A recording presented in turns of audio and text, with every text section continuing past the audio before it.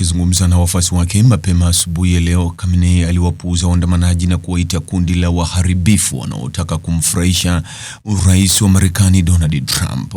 Katika hotuba ya video iliyotangazwa kwenye televisheni ya taifa, Khamenei alisema, na hapa namnukuu, kundi la waharibifu lilijitokeza Tehran na maeneo mengine na kuharibu majengo ya nchi yao ili kumfurahisha Rais wa Marekani.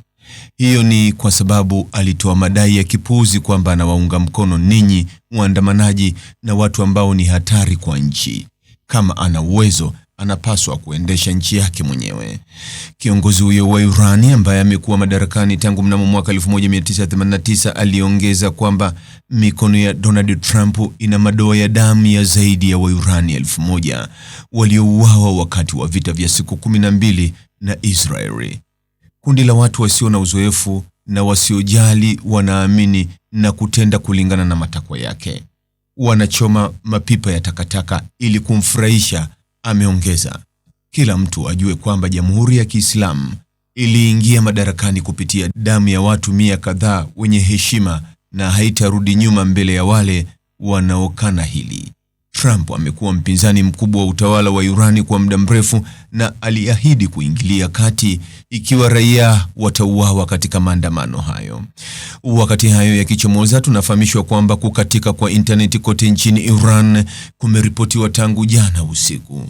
Shirika la ufuatiliaji wa intaneti la NetBlocks liliripoti saa 4:30 kwa saa za Irani kwamba Irani imekuwa bila mtandao kwa saa 12 huku muunganisho wa intaneti kitaifa ukiwa karibu 1% ya viwango vya kawaida. Wairani wengi ambao hawaishi tena nchini humo wamesema kwenye mtandao wa X kwamba wamekuwa na wakati mgumu kuwasiliana na wanafamilia wao nchini Iran. Baadhi walisema njia ya mawasiliano ya simu za nyumbani za familia zao pia zinaonekana kukatwa.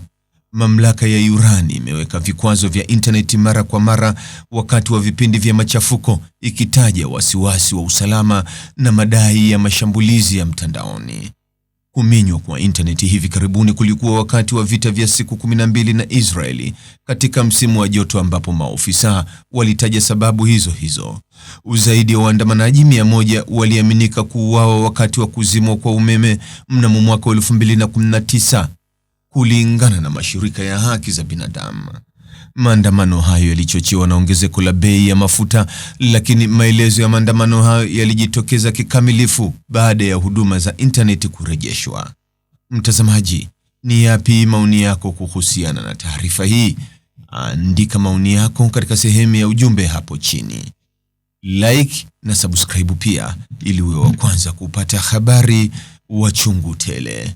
Hii ni Focus News. Jina langu ni Deo Kaji Makomba.